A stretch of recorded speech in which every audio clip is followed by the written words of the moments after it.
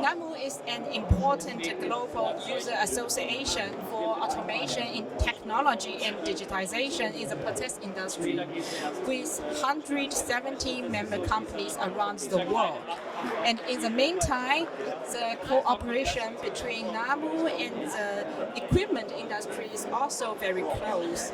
And Mr. Dr. Felix Hanisch from Bayer AG is the current chairman of Namur, right? And Mr. Dr. Hanisch, thank you for your time. And could you say hello to our audience in China? Of course. Hello and welcome to the short interview. It's my pleasure to have the chance to talk to you via this media. We are here at Achema 2022. Many of you are probably not able to attend, so it's even more important that we spend some time together. Thank you. Thank you. Dr. Hanisch, and for a long time your industry was considered to be rather conservative, right? And would you still accept such a statement today? I would, but conservative does not mean or have to mean that we don't use innovative technologies.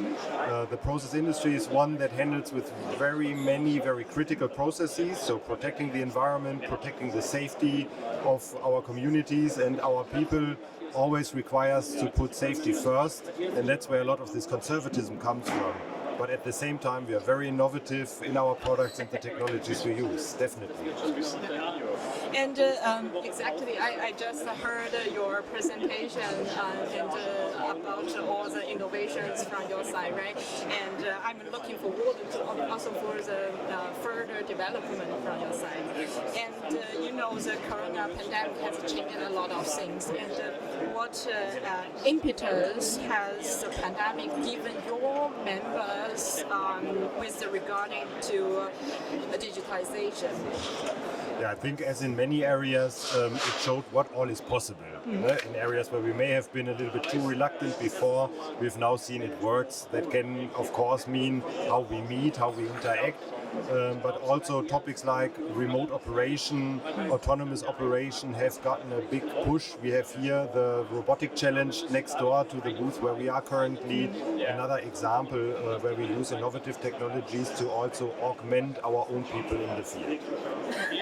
And the production plans needed to become more and more flexible in order to adapt to the rapidly changing market requirements, especially in the chemical and pharmaceutical sectors. And your answer to this is MTP, the modular type packages. And what does this exactly mean to you? Yeah. Module type package is really the automation solution for modular production. So we've seen, or we started with this about 8 years ago because we saw a big trend towards modular production in the pharmaceutical, in the biotechnology area, but we see a lot of potential also in other areas. So having pre-configured modules that are tested and fully autonomous or are fully automated can be much quicker combined to new production processes. So significantly reducing time to market, for example. And for that, you need a standardized automation interface, and that's exactly what module type package provides. Yeah. And so you just talked about what the consequence also for the members or for the suppliers. And one question also from my side, except the how can I say, the MTP topics, you also released a new technical standards, right? The Namur Open Architecture, in short NOA, and so which can also be used in the greenfield basis plants as well as in the brownfield plants. And so, what does it exactly mean? Yeah, very good point. Namur Open Architecture really addresses any type of process, right? Whereas we were talking about modular production before, the Namur Open Architecture is all about getting all the data out of our processes. Some of your listeners will be familiar with the automation pyramid, basically a hierarchical concept where a lot of the data is fed to the control systems, is handed on to the enterprise system, and we wanted to get out of this pyramid because it is very restrictive. We want to have the data in the cloud for many new applications, but in a secure way and with a standardized data model.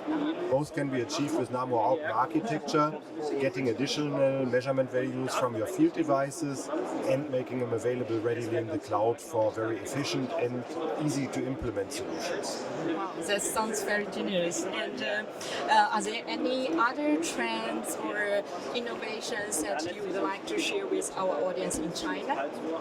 Yeah, one that I'm personally really excited about and where we are really just at the point of getting ready for implementation is Ethernet in the field, or the advanced physical layer, Ethernet APL.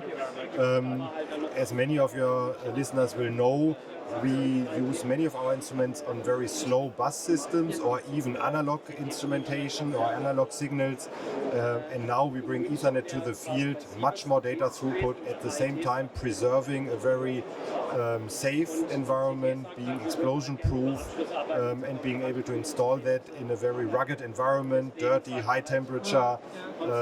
That's what I'm really excited about. We will see quite a few of news here in the fair and in the coming years. Cool. And you just also talked to me that you have also some slides in China. And how is the organization developing there, and what's your expectations or hopes and wishes from your side with regard to the Chinese market? Yeah, a strong ni hao to our colleagues from Namur China. Namur China is our biggest international subsidiary, a very strong base, many people really contributing actively to the local working groups there. They are organizing the Namur China Congress in October this year, so another great opportunity to catch up with the latest technologies in automation in the process industry. I can't wait to go back there and meet with the people again, but it is really a great collaboration, and also a collaboration that really focuses on topics important in China. Cool.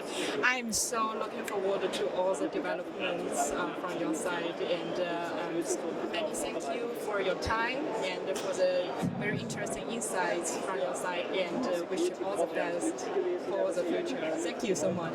Thank you very much. It's been my pleasure.